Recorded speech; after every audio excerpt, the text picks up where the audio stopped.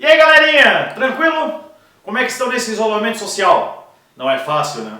Ficar longe da escola, longe dos amigos, mas isso passa rápido, daqui a pouco já estamos todos de volta, já estamos em sala, já estamos estudando e assim vai. Meus queridos, o nosso objetivo é que vocês não tenham prejuízo no aprendizado. Então eu resolvi fazer o quê? Alguns videozinhos curtos, 5 minutinhos, para que a gente possa recapitular, rever alguma coisa que nós já trabalhamos em sala. Beleza? Esse especificamente, vocês já viram esse slide.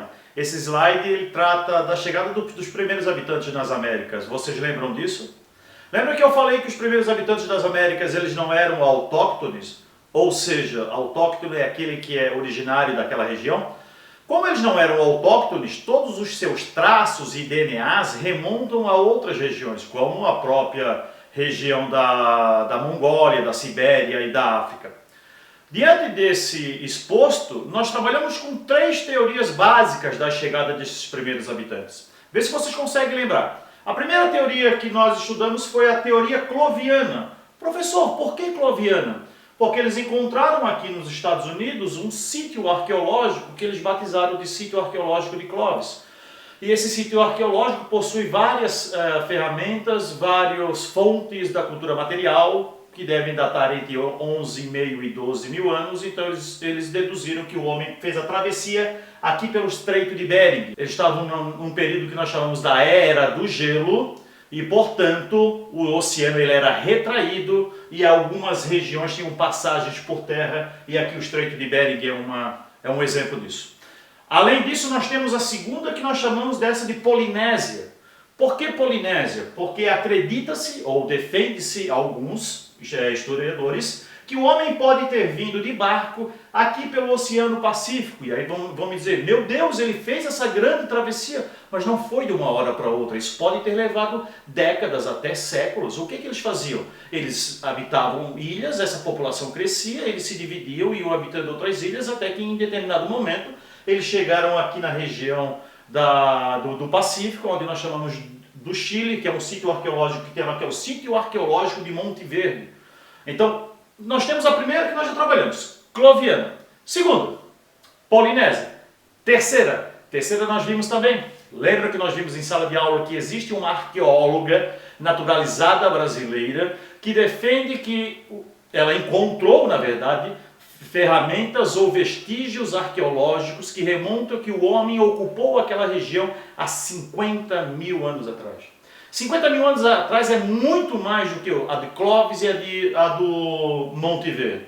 Entretanto, essa teoria dela não é muito aceita por outros estudiosos, porque dizem que essas ferramentas, pontas de flechas que ela encontrou, elas foram produzidas pela própria natureza e não foram produzidas pelo homem. Entretanto, nós continuamos a trabalhar com essas 3 teorias. Ela diz que por conta disso, o homem então veio da África diretamente para a América do Sul. Os traços eram similares. Então nós temos o homem que veio através da teoria de Clovis, ou a cloviana pelo Estreito de Bering, nós temos a Polinésia e nós temos a Atlântica, ok? Como eram os hábitos desses primeiros homens? Simples. Por que eles chegaram aqui? Eles não eram sedentários, eram nômades. Ser nômade é não produzir o seu alimento, portanto eles caçavam, pescavam e coletavam. Caçando, pescando e coletando, eles eram obrigados a vagar longas distâncias em busca dos alimentos quando naquela estação ou naquele período ele acabava. Dessa forma, inicialmente eles eram nômades. Com o passar do tempo, eles conseguem desenvolver a agricultura. Aonde? Na região do México, um exemplo. Lá desenvolve milho, desenvolve cacau. Descendo, nós temos a região andina, eles produzem batata doce. Na região amazônica, produção da mandioca. Todos esses produtos importantíssimos para a dieta alimentar deles. Não é que eles abandonaram a caça, não, caçavam sim, criavam animais, criavam sim, mas eram homens que viviam basicamente da agricultura, ou o modo de vida mais importante deles era a agricultura. Após a agricultura, nós temos o quê? Nós temos as características dos homens que habitavam a região amazônica. E lá nós temos 2 povos que se destacam bastante. Nós temos os Marajoara e nós temos o de Santarém, também chamado de cultura tapajônica. Eles têm uma característica importante. Eles desenvolviam as habitações em tesos, que nós já vamos ver, Também eram ceramistas, faziam cerâmicas maravilhosas, ornamentadas, belíssimas. Essas cerâmicas eram usadas inclusive para o comércio. O que eram os tesos? Agora voltamos a essa ideia. Os tesos nada mais eram do que habitações que eles construíam em cima de amontoados de argila. Faziam amontoados de argila e construíam suas habitações em cima. Mas como eles construíam nessa região amazônica, e essa região amazônica é uma região extremamente úmida, com o passar do tempo essas construções foram se deteriorando, e aí nós temos sítios arqueológicos na região, e sim, nós temos um exemplo, que o sítio da Terra Preta na Amazônia, que é um sítio arqueológico riquíssimo, com vestígios desses povos que habitavam essa região. Ok? Após os tesos nós temos o quê? Aqueles que nós conhecemos um pouco melhor aqui no sul, porque nós temos alguns vestígios, nós temos alguns sítios arqueológicos. Aqui em Laguna é um exemplo, aqui em Laguna nós temos no Farol de Santa Marta um sítio arqueológico que é um sambaqui. Que é sambaqui? Do Tupi-Guarani, samba aqui ou tamba aqui é amontoado de conchas. Diferente dos povos da Amazônia, esses nossos povos que habitavam o litoral, eles acabavam construindo as suas habitações sobre esses amontoados de conchas. Da onde é que vinham essas conchas? Essas conchas eram o alimento deles. Eles se alimentavam, pegavam o que sobrava e iam amontoando. E ali eles iam construindo, e também sepultando, e também habitando. E assim vai. Então eram chamados de homens dos sambaquis. Viviam mais ou menos 8.000 anos atrás. Sumiram há mais ou menos 6.500, não se sabe exatamente o porquê desse sumiço. Não se sabe se a cultura deles foi subjugada por outra cultura. Mas são importantes estudar. A característica principal deles era, primeiro, estavam voltados ao ambiente marinho. Portanto, se alimentavam de tudo aquilo que o mar oferecia a eles. Tudo que vocês possam imaginar.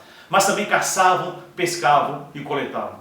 Além disso, eram exímios artistas, escultores. Eles produziam em oficinas líticas, oficinas de pedra, belíssimos e belíssimos materiais foram encontrados e foram produzidos por eles. Por isso, meus queridos, que é importante nós destacarmos esse número 9.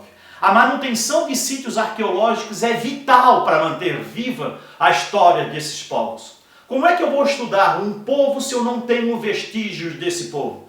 Então nós precisamos sim manter todos os sítios arqueológicos para que sirvam de objeto de estudo a arqueólogos, historiadores, demais estudiosos, porque assim nós vamos saber como esses povos viviam. Esses povos são, na verdade, povos que viviam há muito tempo atrás. Além do 9, olha só a importância da manutenção do sítio arqueológico. Por conta disso, no sítio arqueológico da Lapa Vermelha, em Lagoa Santa, Minas Gerais, esse aqui, eles encontraram um fóssil da Luzia, é referência a Lucy. A Lucy é aquele que foi encontrado na África, na região da Etiópia, na região de Afar, na Etiópia. Então, a Luzia foi encontrada em 1970.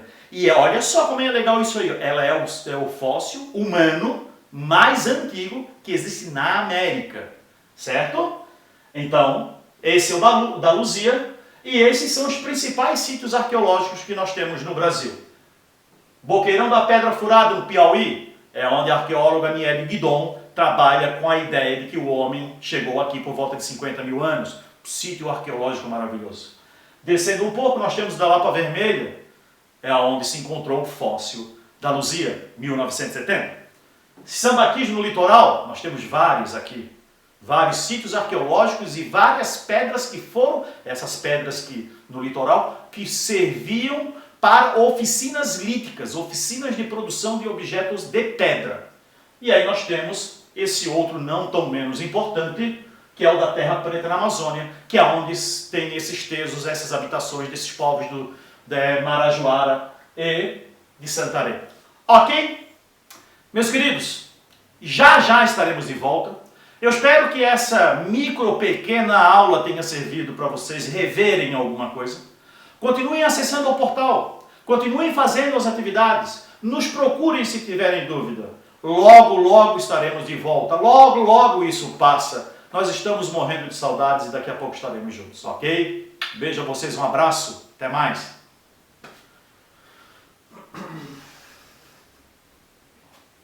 ver?